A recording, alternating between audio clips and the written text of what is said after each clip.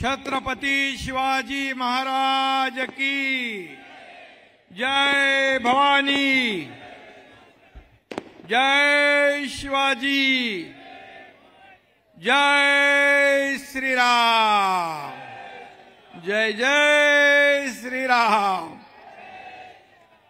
शिवसेनेच्या पाठीशी जिचा सदैव आशीर्वाद आहे अशा करवीर निवासिनी आई अंबाबाईच्या चरणी साष्टांग दंडवत छत्रपती शिवाजी महाराजांना मानाचा मुजरा, त्यांच्या पदस्पर्शाने पावन झालेल्या भूमीला वंदन आणि छत्रपती शाहू महाराज आणि तारा राणी यांनाही विनम्र अभिवादन आणि सद्गुरू संत बाळूमामा यांनाही वंदन आणि माझ्या या सर्व शिवसेनेच्या सन्माननीय सर्व पदाधिकारी, सर्व मंत्री, शिवसेनेचे नेते, उपनेते, व्यासपीठावरील सर्व सन्माननीय मान्यवर आणि अतिशय विक्रमी रेकॉर्ड ब्रेक ही सभा यशस्वी करण्यासाठी आपण जमलेले सर्व शिवसैनिक बांधव भगिनी आपल्याला मनापासून मी धन्यवाद देतो। खरं म्हणजे मला सांगितलं इथे बाळासाहेबांची एक सभा झाली होती अगोदर आणि त्यानंतर एवढी मोठी सभा या गांधी मैदानामध्ये पहिल्यांदा होती आहे आणि म्हणून मी तुम्हाला सगळ्यांना मनापासून धन्यवाद देतो। येताना पाहिलं की एवढेच माणसं रस्त्यावर आहेत। मी राजेशला म्हणालो, अरे बाबा हे सगळे रस्त्यावर माणसं, सभेत किती माणसं आहेत? तर बोले सभा तर ओव्हरफ्लो आहे, मैदानात जागा नाही आणि सगळे लोक, राजेश आणि आपले दोन्ही खासदार चंद्रदीप नरके, सर्व व्यासपीठावरील सर्व सन्माननीय मान्यवर, यानी प्रकाश आबिटकर आहेत आमदार, या कोल्हापूरच्या सर्वांची नावं मी घेत नाही, परंतु अतिशय शिवसेनेला साजेस आयोजन आपण या सभेचं केलेलं आहे। खरं म्हणजे आता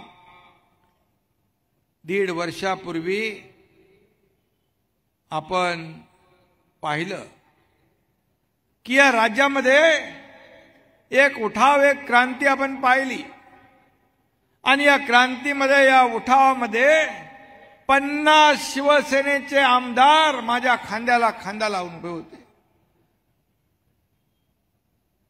मी त्यांना धन्यवाद तर देतोच, पण त्यातला एक आमदार, आमचा सहकारी अनिल बाबर यांचं दुःखद निधन झालं, त्यांना देखील भावपूर्ण श्रद्धांजली अर्पण करतो। आणि यामध्ये आपण पाहिलं की बाळासाहेब देखील कुठल्याही निवडणुकीचा शुभारंभ कोल्हापूर करवीर वासिनी अंबाबाईच्या आशीर्वादाने करत होते आणि बाळासाहेबांचे विचार, बाळासाहेबांची भूमिका आपण पुढे नेतोय। आणि खरं म्हणजे आता शिवसेना कोणाची आहे हे सांगण्याची आवश्यकता नाही। तुमच्या या उपस्थितीमुळे, तुमच्या या गर्दीमुळे संपूर्ण कोल्हापूर भगवं झालंय, कोल्हापूरचे रस्ते सजलेत, कोल्हापूरमध्ये एक शिवसेनेचा झंझावात आपण पाहतोय। आज या ठिकाणी आपलं 2 दिवसाचं महाअधिवेशन पार पडलं। त्या महाअधिवेशनामध्ये आपण अनेक विषयाला हात घातला। सर्वसामान्याच्या जीवनामध्ये या सरकारच्या माध्यमातून आमूलाग्र बदल झाला पाहिजे, त्याच्या जीवनामध्ये परिवर्तन झालं पाहिजे। शेतकरी, कष्टकरी, कामगार, माझ्या माता भगिनी, माझे युवा तरुण मित्र, ज्येष्ठ वारकरी धारकरी सर्व या समाजातला प्रत्येक घटक सुखी झाला पाहिजे. मी काल करवीर वासिनी अंबाबाईचं दर्शन घेतलं. मला सांगितलं कालचा दिवस फार महत्वाचा होता. घोड्यावर विराजमान हाती धनुष्यबाण अंबा मातेचं अंबाबाईचं दर्शन झालं. पत्रकार म्हणाले तुम्ही काय मागितलं? म्हणलं मी कधीच मागत नाही आणि आई अंबाबाईला सगळं माहिती. तिच्या आशीर्वादामुळेच या राज्यामध्ये या राज्याचा सर्वांगीण विकास होतोय. मी एवढंच सांगितलं, एवढंच साकडं घातलं, माझा शेतकरी बळीराजा याच्यावरची अरिष्ट संकट दूर होऊ दे, त्याच्या जीवनामध्ये चांगले दिवस येऊ दे, या महाराष्ट्रातल्या जनतेच्या मध्ये एक आमूलाग्र बदल, त्यांना सुख समाधान मिळू दे. शेवटी आज आपण सगळे या ठिकाणी उपस्थित झालात बाळासाहेबांच्या प्रेमापोटी, शिवसेनेच्या प्रेमापोटी. मी फक्त आज या ठिकाणी सभेला आलो नाही, मी महापुराच्या वेळेस आलो होतो. महापूरही आपण पाहिला. महापुरामध्ये देखील शिवसैनिकांनी झोकून देऊन काम केलं, मदत केली, स्वतःचा जीव धोक्यात घालून मदत केली. त्यावेळेस मी पाहिलं कोल्हापूरकरांचं प्रेम. मी आपल्याला सांगतो, त्यावेळेस मी 10 दिवस होतो राजेश आपण इकडे, 10-12 दिवस मी नगरविकास आणि आरोग्य मंत्री होतो. गुरं ढोरं वाहून चालली होती. या ठिकाणी पावसाचं पाणी 2-2 एक मजल्यापर्यंत गेलं होतं. आणि कोल्हापूरकरांमधला मी तेव्हा माणूस पाहिला, माणुसकी पाहिली. त्याच्यातलं एकच मी तुम्हाला आपल्याला किस्सा सांगतो. रात्री 1 वाजता मला फोन आला. एक आपली गर्भवती भगिनी अडचणीत आली होती, अडली होती आणि पाणी सगळीकडे, कसं होणार? मी सांगितलं एनडीआरएफला आपल्याला जायला पाहिजे. एनडीआरएफ वाले म्हणाले रात्रीचं आपल्याला जाता येत नाही, रात्री रेस्क्यू करता येत नाही. मी त्यांना म्हणालो सकाळपर्यंत आपण वाट पाहू शकत नाही, तुम्ही येत नसाल तर हा एकनाथ शिंदे चालला. मी निघालो, एनडीआरएफचे लोक पाठवून आले आणि त्या महिला भगिनीची अडचण आपण दूर केली. हे देखील प्रेम पाहिलं मी. एका प्रेम म्हणजे माणसांनी इथल्या ज्या भागात पाणी साठलं होतं त्या ठिकाणी आपली गुरं, आपल्या गाई म्हशी पहिल्या मजल्यावर, दुसऱ्या मजल्यावर, वरती आपल्या परिवारासोबत ठेवल्या होत्या. मी एका ठिकाणी गेलो, वरती बघितलं. मी म्हणालो काय? बोले हे आमचा परिवार आहे, हे गोधन आमचं कुटुंब आहे. आणि मला खरंच एक समाधान, एक वेगळा आनंद, एक वेगळी कोल्हापूर वासियांच्या बद्दल एक जिव्हाळा आणि आपुलकी या ठिकाणी पाहायला मिळाली. एकीकडे 26 जुलैचा पूर आला, त्यावेळेस बाळासाहेबांना मातोश्रीवर एकटं सोडून 5 स्टार मध्ये जाणारे कुठं, आणि या कोल्हापूर मधले लोक या गोधनाला आपल्या बरोबर दुसऱ्या मजल्यावर घेऊन जाणारे कुठे? हा फरक आहे. आणि म्हणून त्या वेळेस देखील एवढे संकटात लोक असताना त्यांनी मला सांगितलं तुम्ही आम्हाला मदत करायला आलात, एक चहाचे 2 घोट घेऊन जा. अशा प्रकारचं प्रेम त्यावेळेस मला मिळालं. मनातला माणुसकीचा पाझर या ठिकाणी पाहायला मिळाला. ज्योतिबाचा गुलाल कोल्हापूर, अंबाबाईचा आशीर्वाद कोल्हापूर, खास बागेतली कुस्ती कोल्हापूर, शाहू महाराजांचा अभिमान कोल्हापूर, चपलेपासून फेट्यापर्यंतच्या मातीचा सुगंध कोल्हापूर, मिसळीचं वाटण कोल्हापूर, उसाचा मळा कोल्हापूर, राजकारणातला गेम कोल्हापूर आणि धनुष्यबाणाचा नेम कोल्हापूर.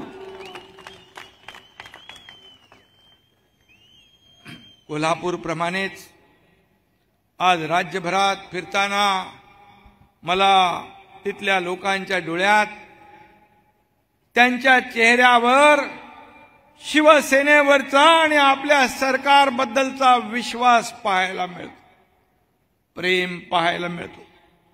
त्यांचा विश्वास हीच आपली कमाई आहे. बाळासाहेब सांगायचे 80% समाजकारण, 20% राजकारण. बाळासाहेब सांगायचे मंत्रालयात न बसता, फक्त मंत्रालयात आपल्या दालनात न बसता रस्त्यावर लोकांना भेटा, संवाद साधा. आणि बाळासाहेबांचं राजकारण, समाजकारण आपण त्यांचा आदर्श डोळ्यासमोर ठेवून काम करतोय.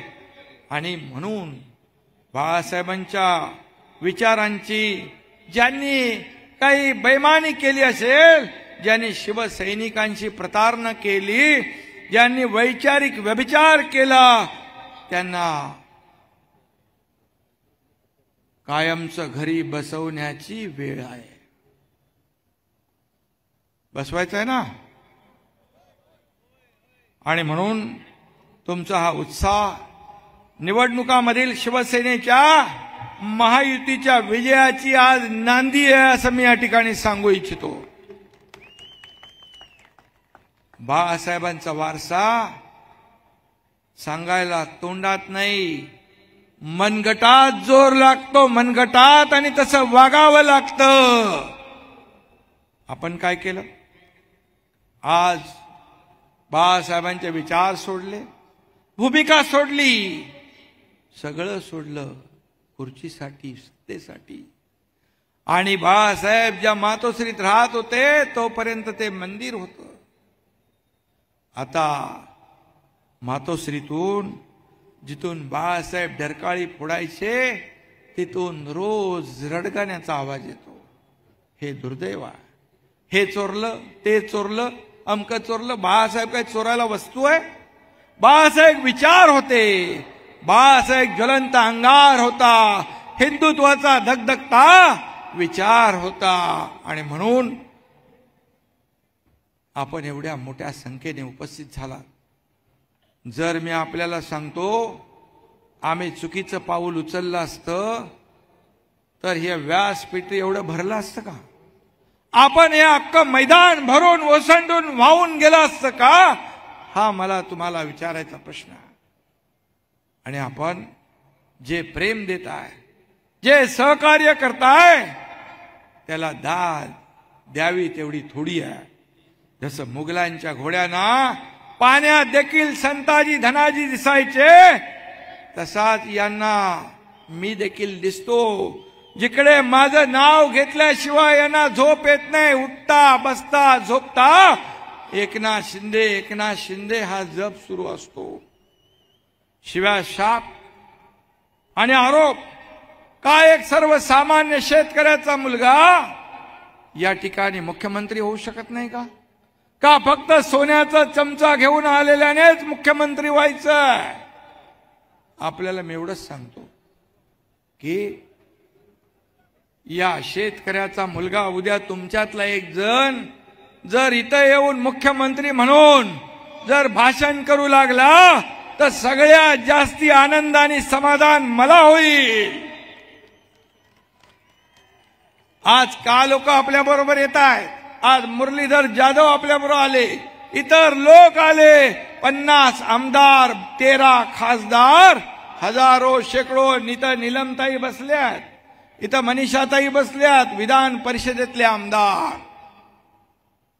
आपण का आले? कारण सरकार काम करतंय. या महिला भगिनींसाठी सरकारने निर्णय घेतले 50% एसटी मध्ये सवलत. लेक लाडकी लखपती ही योजना.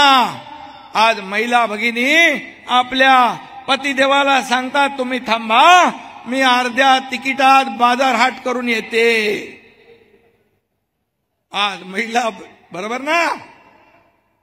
हे सरकारने केलंय. आता महिला बचत गटाला सक्षम आपण करतोय. त्यांना असलेलं मानधन फंड आपण वाढवतोय, दुप्पट करतोय. आणि म्हणून महिला सक्षमीकरण धोरण आपण आणतोय.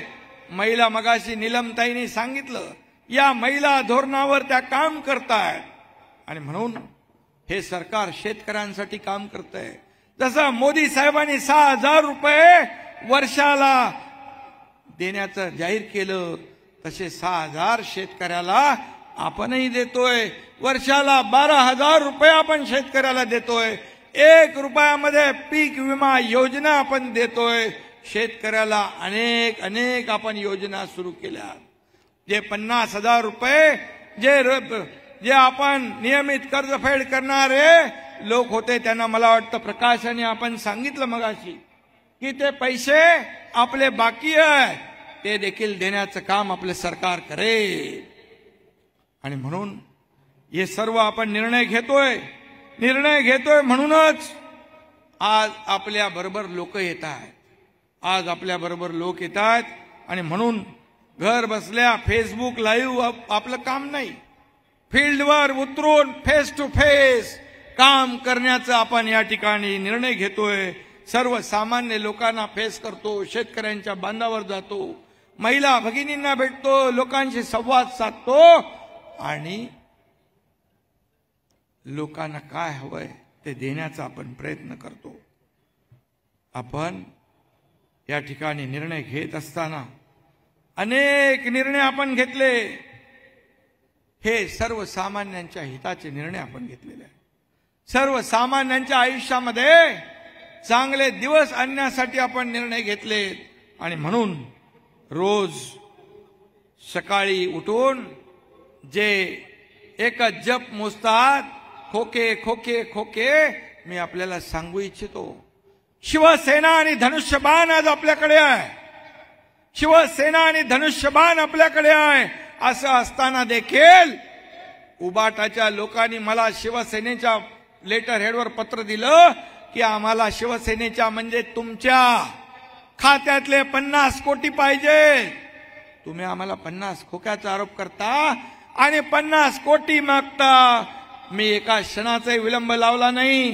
बोला यांना बाळासाहेब नको, बाळासाहेबांचे विचार नको, यांना पैसे पाहिजे देऊन टाका. ताबडतोब देऊन टाकले. थोडी तरी मनाची नाही धनाची तरी आपल्याला वाटली पाहिजे होती. कशाला आरोप करता आमच्यावर?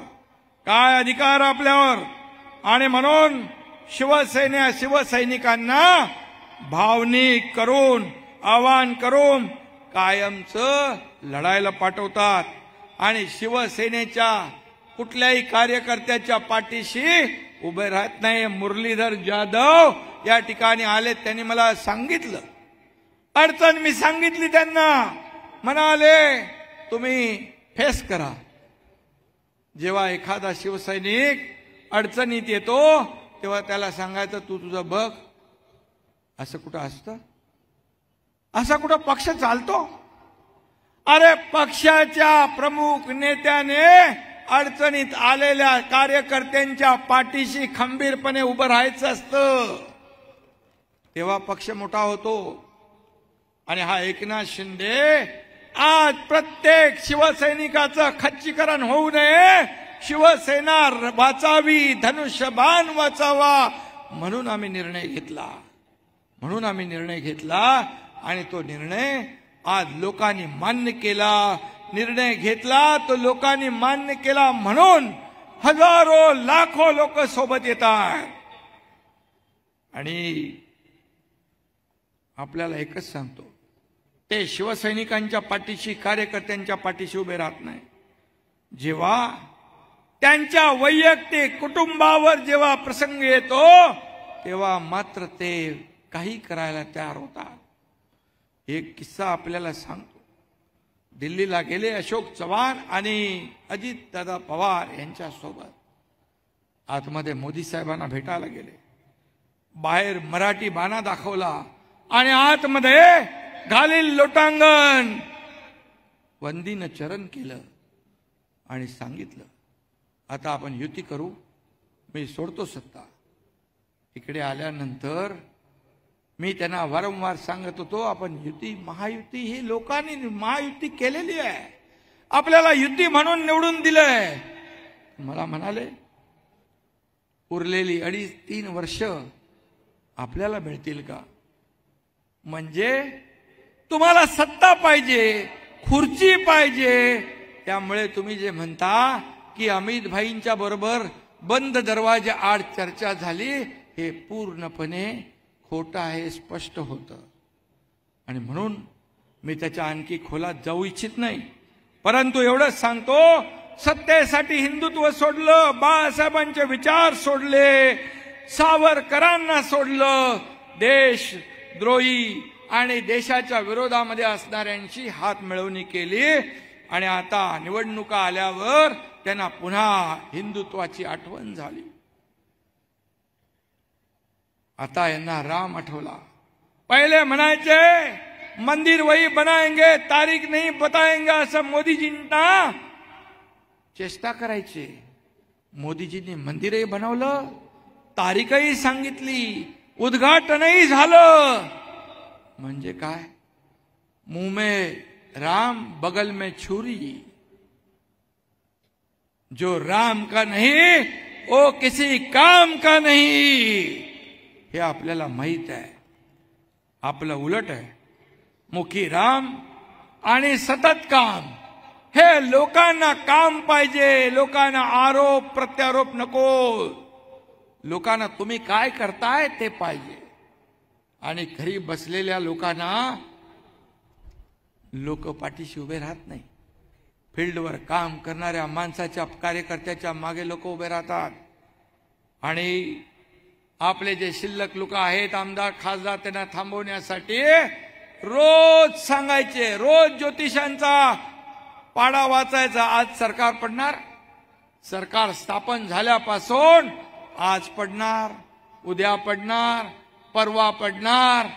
सगळे ज्योतिषी थकले, पण सरकार काय पडलं नाही. सरकार तुमच्या आशीर्वादाने अधिक मजबूत झालं, अधिक मोठं झालं, अधिक ताकदवान झालं.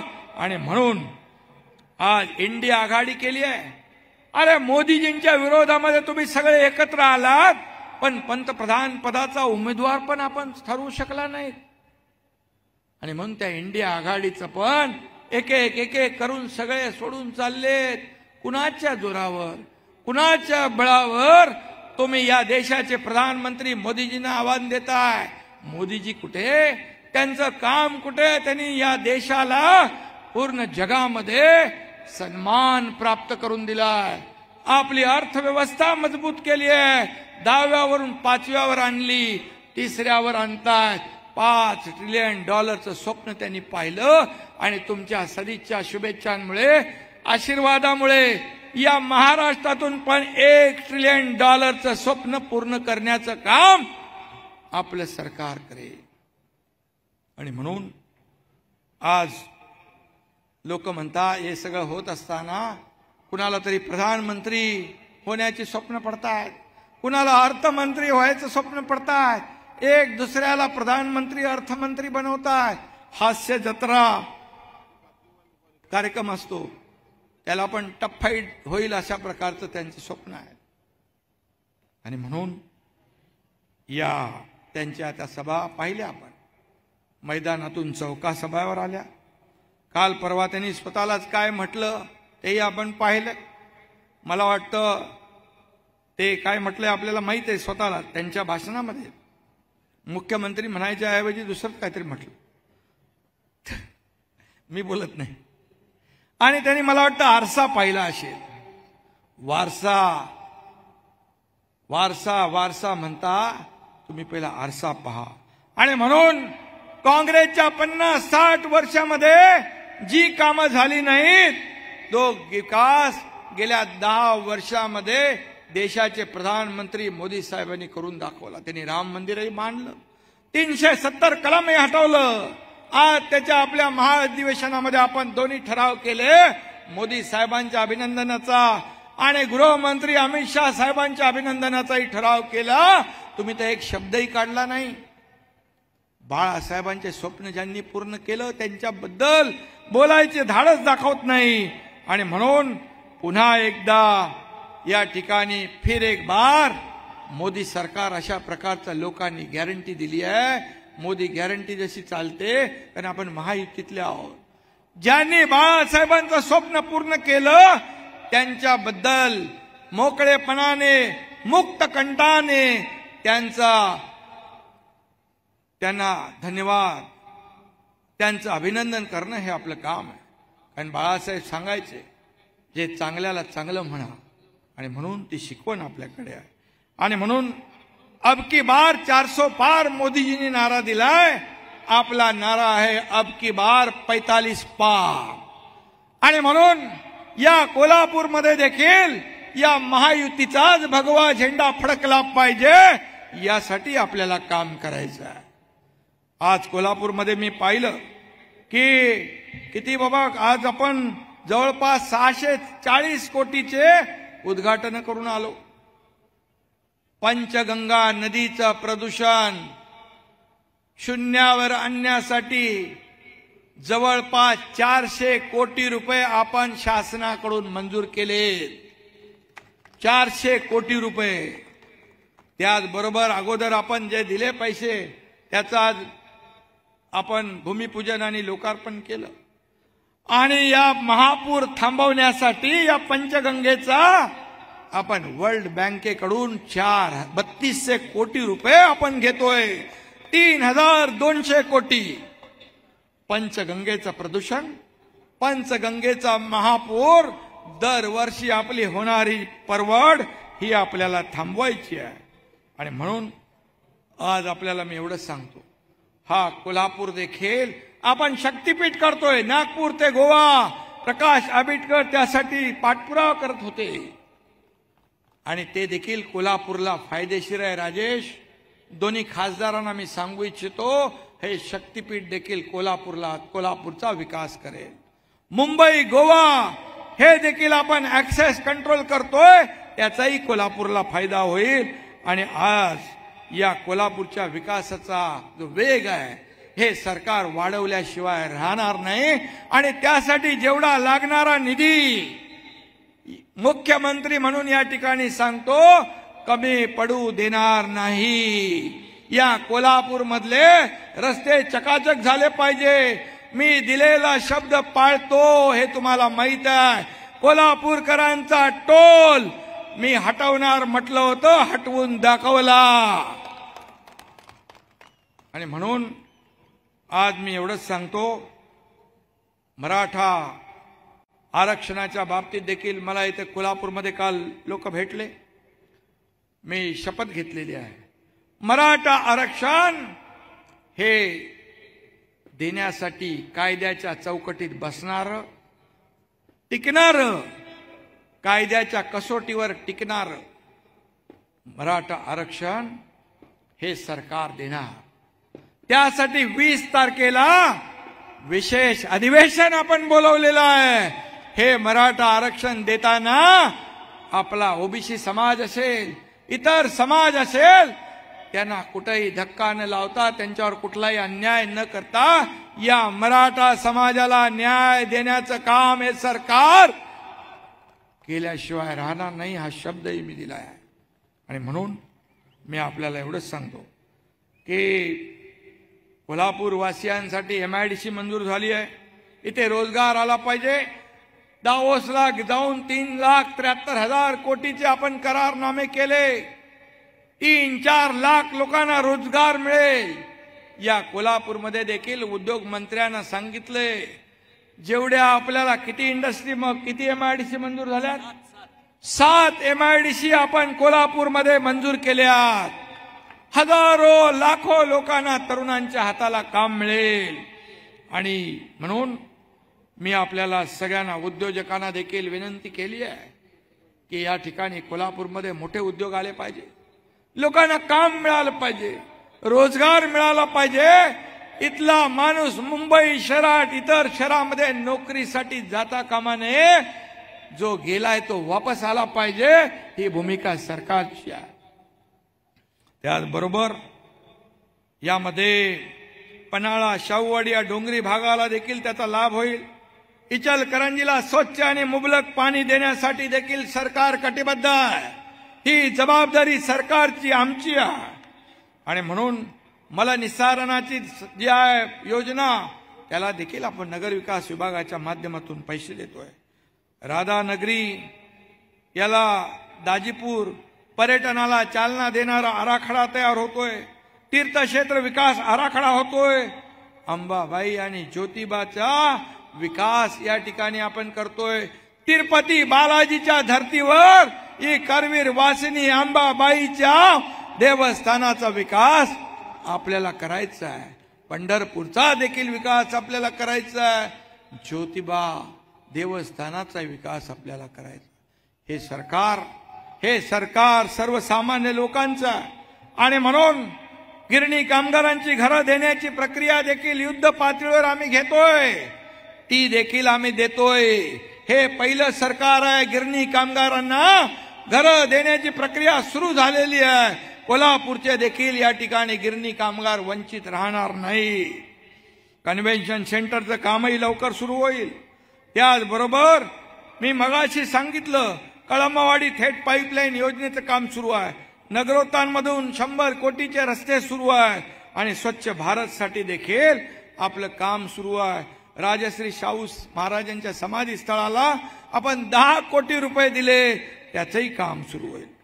आणि म्हणून केंद्रात आणि राज्यामध्ये जेव्हा एकाच विचाराचं सरकार असतं तेव्हा ही कामं आपल्याला करता येतात। डबल इंजिनचं सरकार या ठिकाणी आहे। कोल्हापूरचा खंडपीठाचा देखील प्रश्न प्रलंबित आहे, तो देखील आपलं सरकार सोडवल्याशिवाय राहणार नाही, हे देखील मी आपल्याला सांगू इच्छितो। आणि म्हणून हे देशाला महासत्ता बनवण्यासाठी मोदीजींचे हात आपण बळकट करूया। त्यामुळे आज आपल्याला निर्धार करायचा आहे।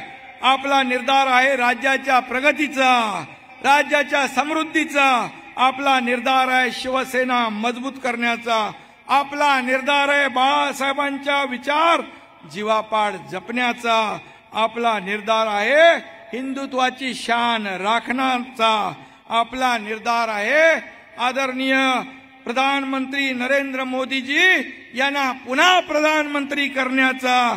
आपला निर्धार आहे विरोधकांना चारी मुंड्या चित करण्याचा।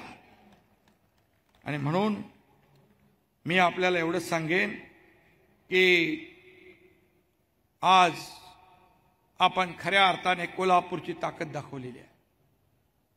काही जर राहिला असेल खासदार आमदार राजेश तर काळजी करू नका। त्यासाठी मुख्यमंत्री म्हणून या कोल्हापूर वासियांच्या पाठीशी राहण्याचं काम हा एकनाथ शिंदे करेल। आणि म्हणून आपण सर्व शक्ती सर्व ताकद पणाला लावून मी म्हटले की जसं मोदीजींनी 400 पार म्हटलं तसं 48 पैकी 45 पार आपण करू शकतो। कारण केंद्राने केलेली कामं आणि राज्य सरकारने केलेली कामं आपल्याला फक्त लोकांपर्यंत पोहोचवायची आहे। ही कामं आपण लोकांपर्यंत पोहोचवली तर लोक काम करणाऱ्यांच्या पाठीशी उभे राहतील, घरी बसणाऱ्यांच्या पाठीशी उभे राहणार नाही। आणि म्हणून मी तुम्हाला सगळ्यांना मनापासून धन्यवाद देतो, आपले आभार मानतो। या व्यासपीठावर सगळे बसले, ते व्यासपीठ एवढा मोठा आपला आणि व्यासपीठाला शोभा आहे, परंतु ही शोभा तुमच्या या उपस्थितीमुळे वाढलेली आहे। म्हणून मी आपल्याला सांगतो, हा एकनाथ शिंदे, या एकनाथ शिंदेच्या शरीरामध्ये रक्ताचा शेवटचा थेंब असेपर्यंत या महाराष्ट्रातल्या जनतेची सेवा करेल। मी कालही कार्यकर्ता म्हणून काम करत होतो, आजही कार्यकर्ता म्हणून काम करतो, उद्याही मी कार्यकर्ता म्हणून काम करणार आहे। कोणाला काही वाटू द्या, मी काही काम केलं तरी त्यांना पोटदुखी असते, त्यांना प्रॉब्लेम असतो। मी दावोसला गेलो तरी प्रॉब्लेम, मी गावात शेती करायला गेलो तरी प्रॉब्लेम, मी हेलिकॉप्टरने गेलो तरी प्रॉब्लेम, मी मुंबईतले रस्ते स्वच्छ करायला पाण्याने धुण्यासाठी गेलो तरी प्रॉब्लेम। एवढा जळफळाट जो आहे तो जळफळाट करत राहा। सकाळी याने सांगितलं, आपल्या उपाध्ये संजीव उपाध्ये आपल्या अधिवेशनात आले होते, ते म्हणाले गुद्द्याची लढाई असते आणि मुद्द्याची लढाई असते। मी सांगतो, तुम्ही गुद्द्याची लढाईवर उतरलात तरी सुद्धा आम्ही गुद्द्याची लढाई गुद्द्याने नाही लढणार, मुद्द्याने लढणार आणि तुमच्या आरोपाला उत्तर कामाने देणार। एवढंच सांगतो. धन्यवाद. जय हिंद, जय महाराष्ट्र. लोकशाही मराठी ऐका, पहा, जागरूक रहा.